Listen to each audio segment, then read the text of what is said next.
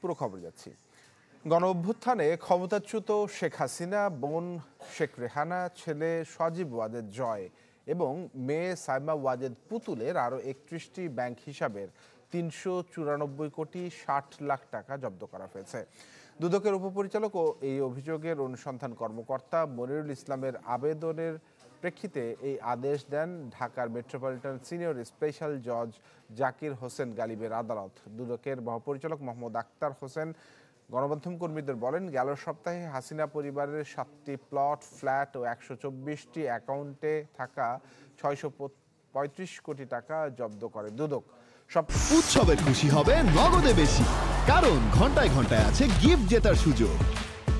সপ্তাহে না পেরুতেই Hasina, Rehana, Bangabandhu Memorial trust সহ 31টি অ্যাকাউন্টে 394 কোটি টাকার সন্ধান মেলায় আদালত জব্দের আবেদন করে এই সংস্থাটি। জনাব শেখ হাসিনা, সাবেক প্রধানমন্ত্রী, গণপ্রজাতন্ত্রী বাংলাদেশ সরকার, তার ছেলে জনাব সজীব আহমেদ জয়, তার মেয়ে সাইমা ওয়াজেদ, তার ছোট বোন জনাব রেহানা সিদ্দিক এবং তাদের স্বার্থ সংশ্লিষ্ট 31টি ব্যাংক অ্যাকাউন্ট জব্দ করা হয়েছে। উক্ত ব্যাংক অ্যাকাউন্টগুলোতে 394,72,805.71 টাকা অবরুদ্ধ করার আদেশ বিজ্ঞ আদালত থেকে পাওয়া গেছে।